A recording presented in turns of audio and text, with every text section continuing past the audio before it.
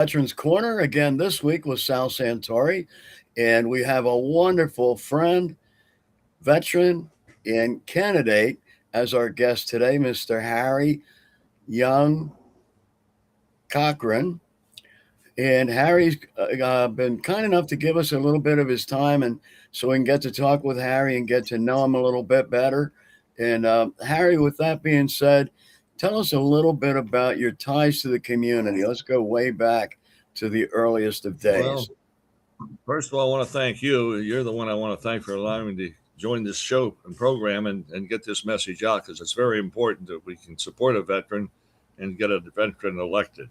Um, I was born here in Connellsville, and I've been here most of my life. I was away when I um, was in the military, in the Army, and then, of course, at college. And other than that, I've lived in this community all my life. My family's been here since George Washington. They came here with George Washington actually my 8 generations back. That grandfather, he was the veterinarian for the Continental Army. And Okay. there was a story told in the family how the young men in Philadelphia would go to church with their girlfriends on Saturday or Sunday nights, and they didn't want to go to the war up in Valley Forge. And there was a minister there that challenged the young men to follow him, and they were going to walk. He was going to walk to Valley Forge. So these the minute the first one or two young men went, they all had to go to show they were real men. And Right, this right. so-called William Cochran was one of those gentlemen. And then eventually they wound up out here.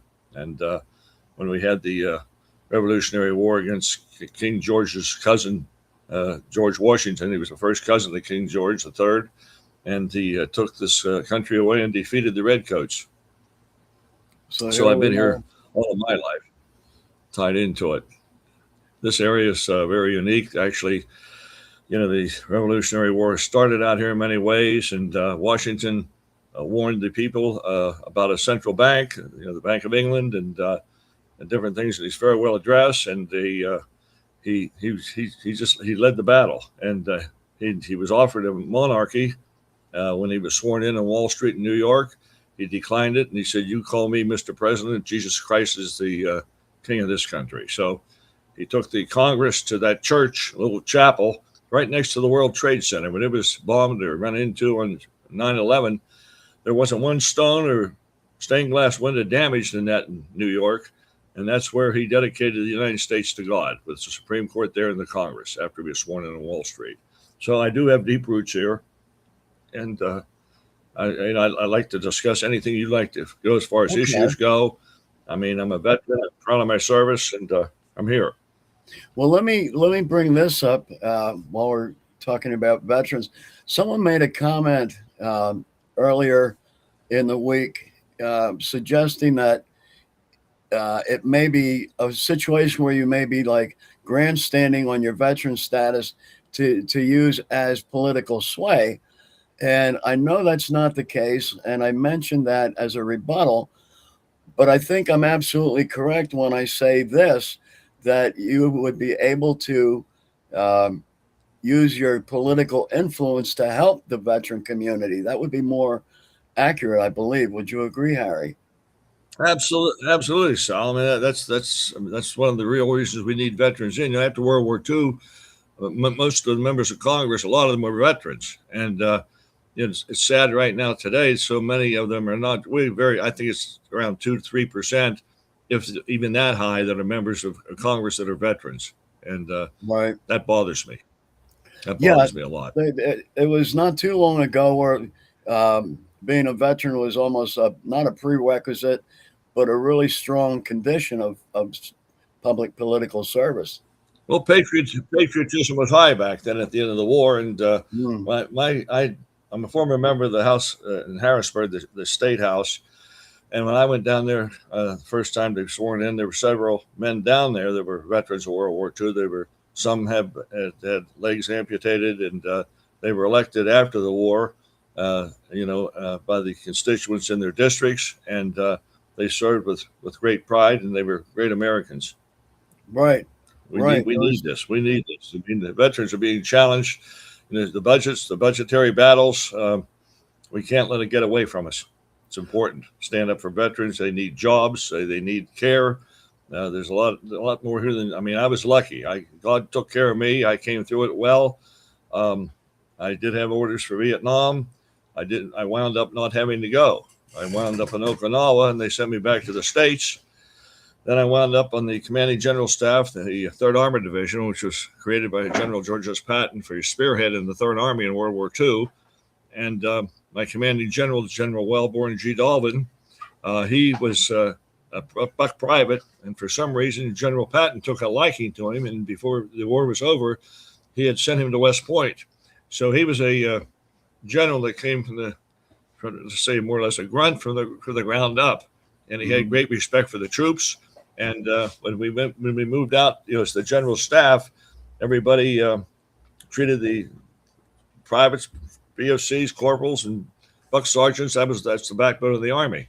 And Right. I was on the CMMI team under the division and chief of ordnance for the Third Armored Division. So it was a good duty.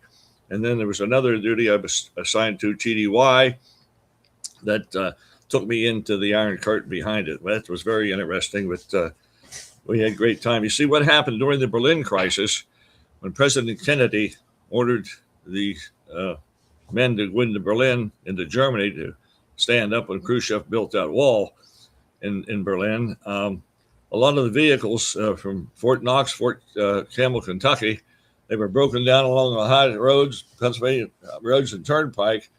A lot of them were sent with low boys tanks and APCs, and but the ones that had to be driven, trucks, etc., they were broken down. And Kennedy said something has to be done. We can't have our vehicles broken down like this.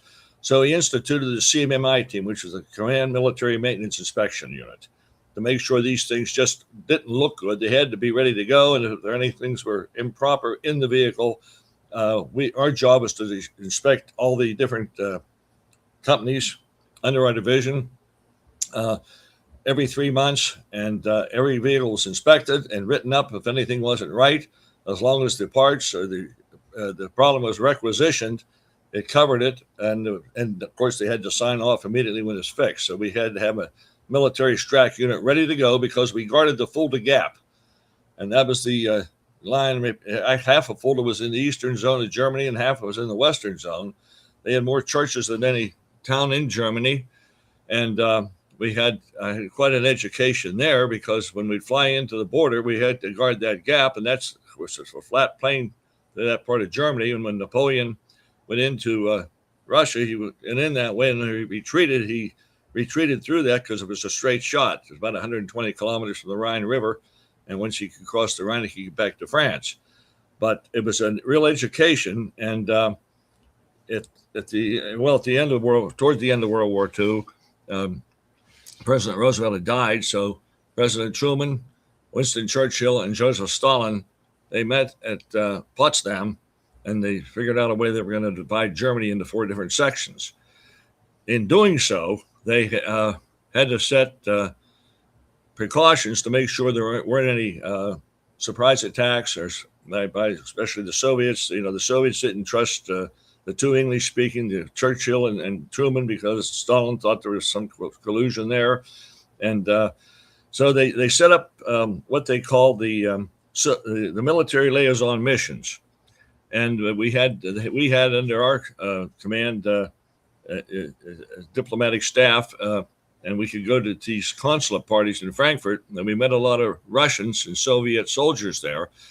They had black Mercedes with the license plates on, with a Soviet flag, and they were numbered 1 through 4 in black ink on the license plate. And when we'd fly into these areas and we'd walk off the concern, they couldn't come on our concern because that was American property. They'd be under arrest. But they were there to watch us, and we could never figure out, when we landed on those Huey helicopters in the concern and we walk out the gate to go into the town, they'd call us by name. We knew them by name. They knew us by name. And we found out we had a barber in divisional headquarters in Frankfurt on Hamburger Landstrasse who had relatives in Eastern Germany, and they were well taken care of because he was informing. We were talking. You go in the barber shop, and we talk about what we're doing and where we've been and where we're going and how things look. And it's the Stasi. When we went to Czechoslovakia, and when it came out, the Stasi grabbed myself and my partner in this from the 3rd Armored Division. There were 15 of us that went in, and we were just more or less spies. And we had to infiltrate into the homes because most of the homes were involved in they worked for the government, and the government there was the Warsaw Pact, which is the Soviet military divisions in Czechoslovakia. At that point, they had 16 armored units in the Czechoslovakia Republic. At that time, Czechoslovakia was one country. Now it's divided between the Czech Republic and Slovakia. And if we were in the Czech Republic, that side, we'd go to Prague and we'd be debriefed every Friday.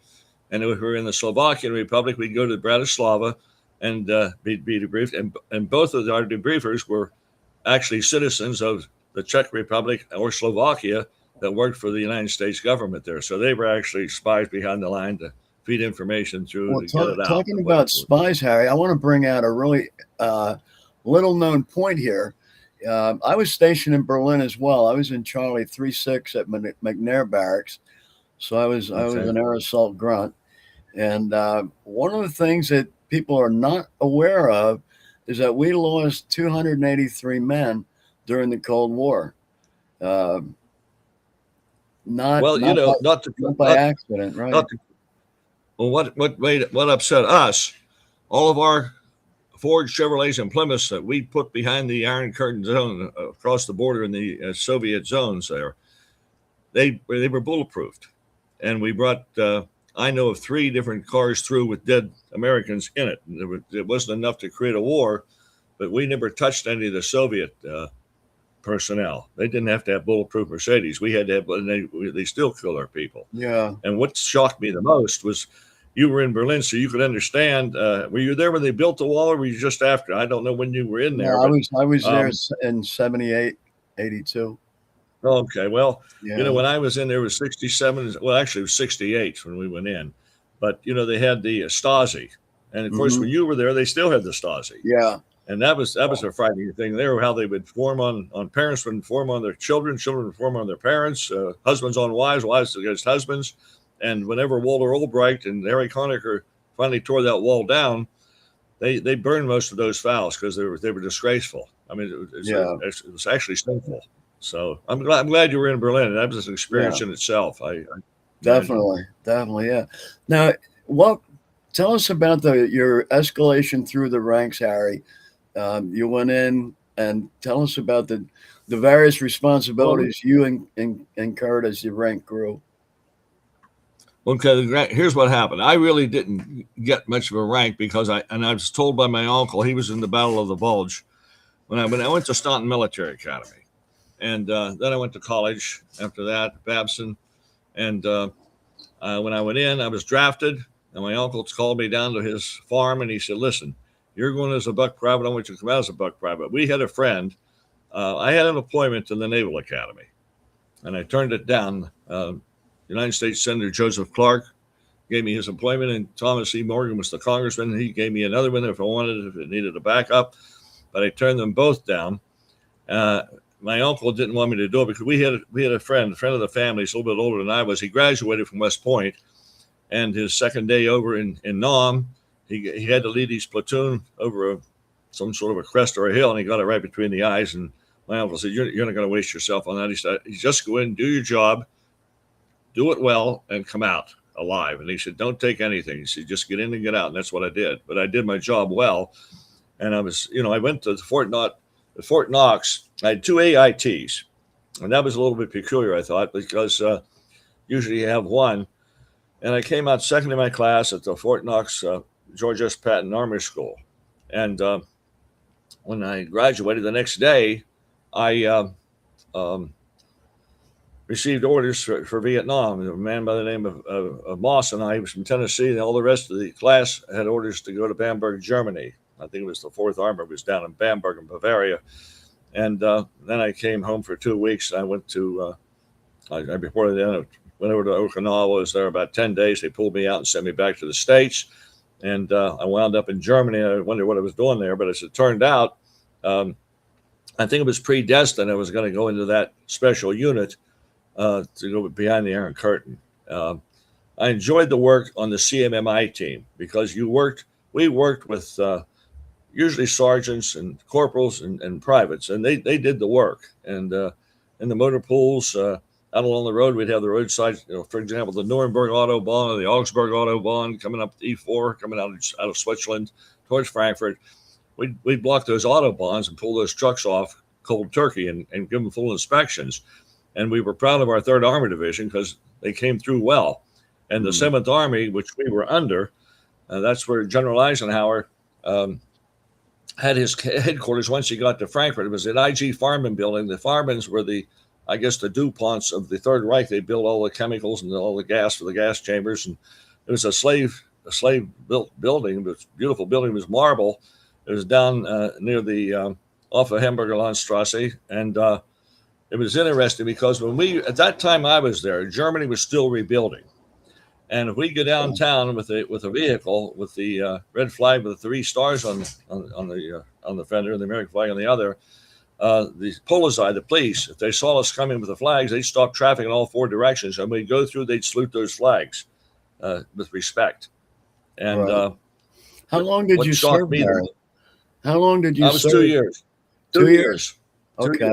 2 years. Yeah, and it was a real education. I mean, that was a real education. I mean, it was absolutely. You dealt with people, you dealt with men, and having the responsibility in Eastern Europe was something else too, because we had no military ID. We couldn't have that, so we masqueraded as students at the University of Prague. Now, when I eventually got to Russia, I've been to Russia many times, and I knew Secretary Gorbachev. I met him through President Reagan, and I knew Yeltsin very well. And I met Putin the night he was sworn in, January the 1st, the year 2000, at about 1:15 in the morning Moscow time.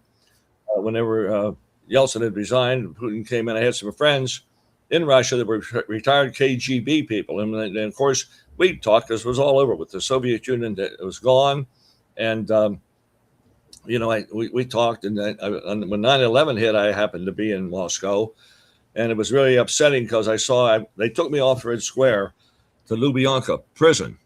And that's where Stalin and the KGB would pull people on false trials and send them to Siberia or cut their heads off or whatever it may be. But they took me up there and I got to see what happened over Shanksville in Somerset County. They had filmed that. The Soviets were filming us, and of course we filmed them. So I've seen a lot of things, Saul. I've had a real education, and it sticks with you. Really, right now I'm running for state senator here.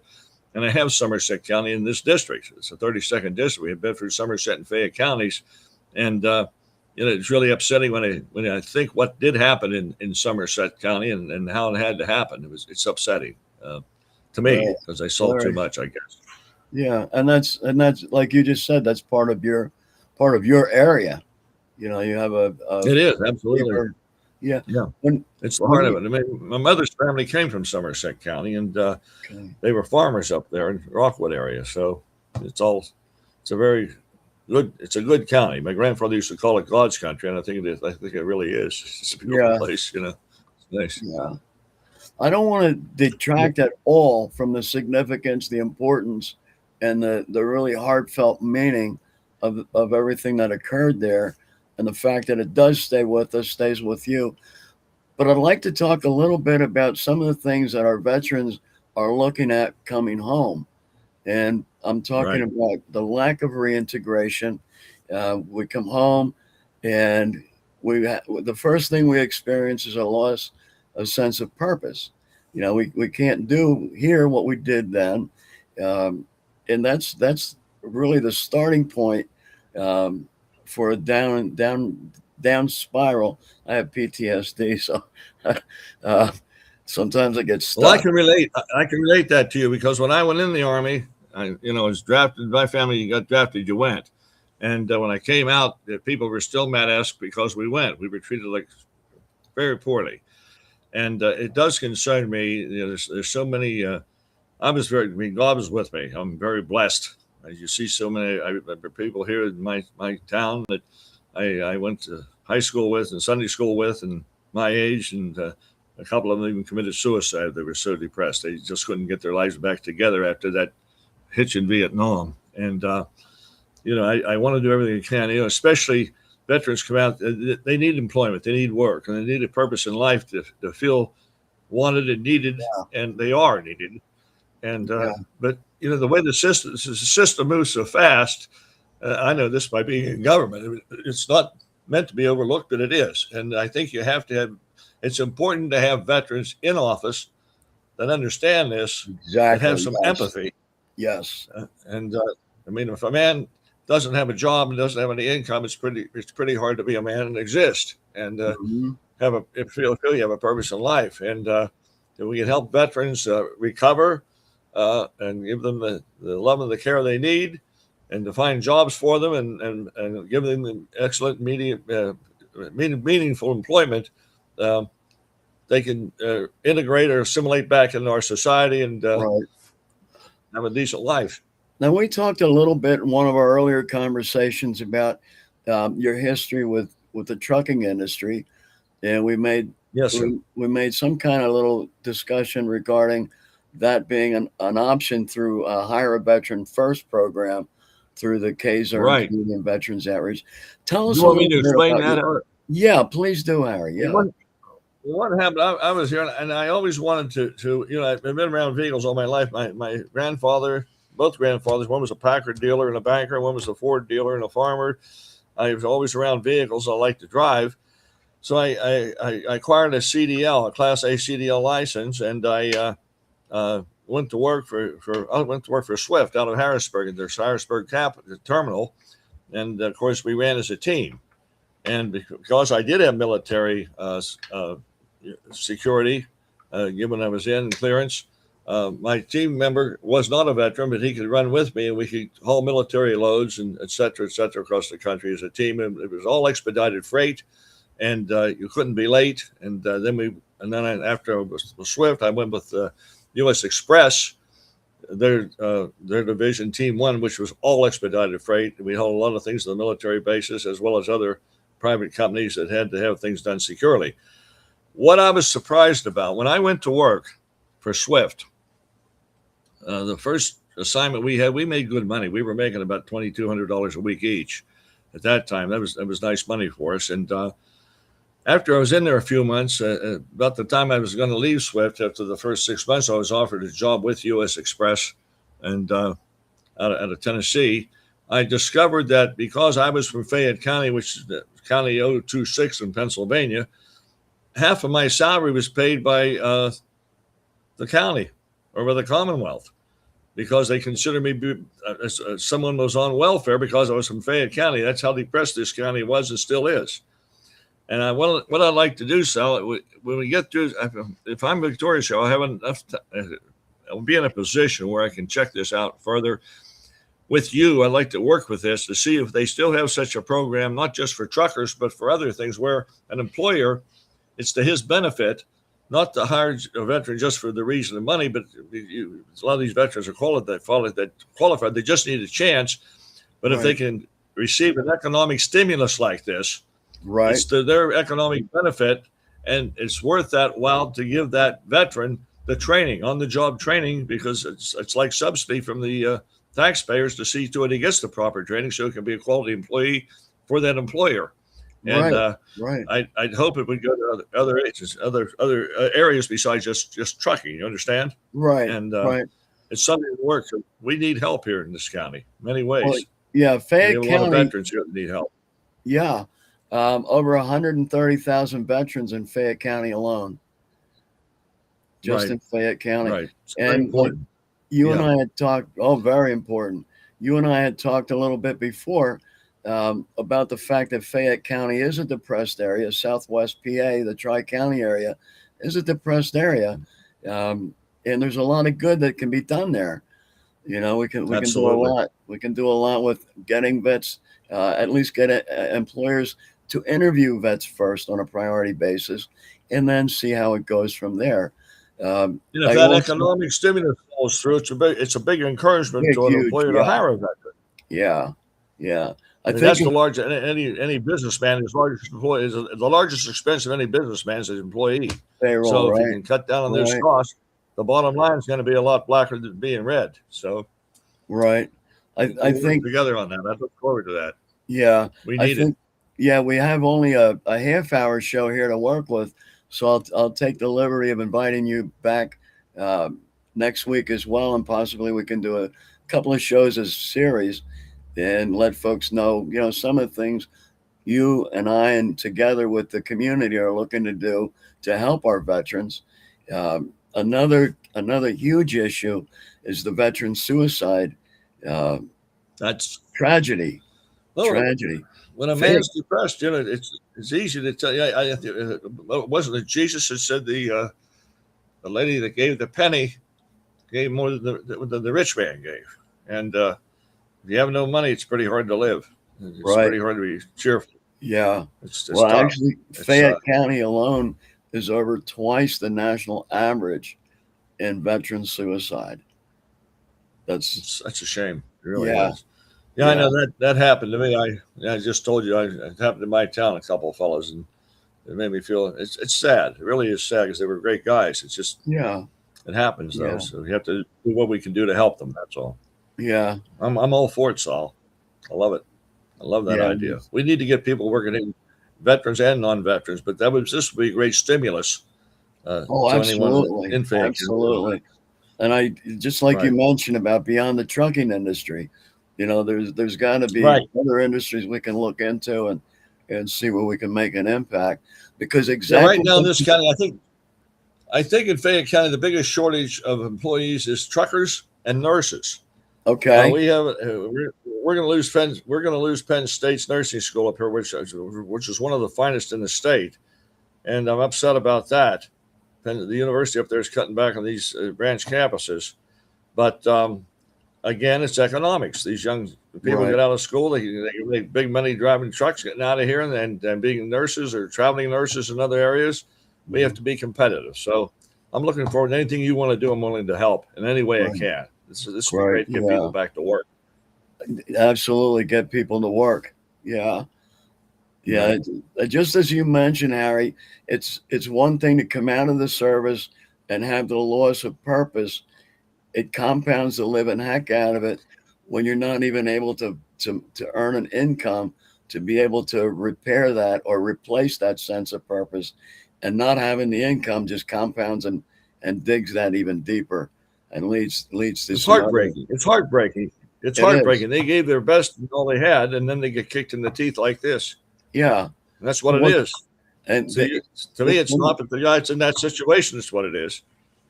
One of my So favorite we'll do it. sayings is to look our liberal folks right in the eye and say, you know what? You have no clue you're able to do what you do because of guys like me. Where's your That's right. support? Right? Yeah, Right. That's it. it just really chaps my butt to be Right. blunt. Me You too. know. And Uh, I mean, just yesterday, I went to a restaurant here. A man walks in, he's on crutches, a Vietnam veteran. I knew his uncle real well when I was a state representative, and we got talking. And here the man is, the Agent Orange. He was shot up in Nam, and he was stricken with that Agent Orange. And the sad thing about Agent Orange was made here in Fayette County, oh down in wow, Newell Borough. okay. There's a chemical plant, and what happened when I was in the state legislature, I took it to President Reagan. There was a young state legislator from the Toronto Heights, north of Pittsburgh, and his brother was in Vietnam, and he was affected by Agent Orange. One of his children was born deformed because of Agent Orange, and the military wouldn't acknowledge that they used it.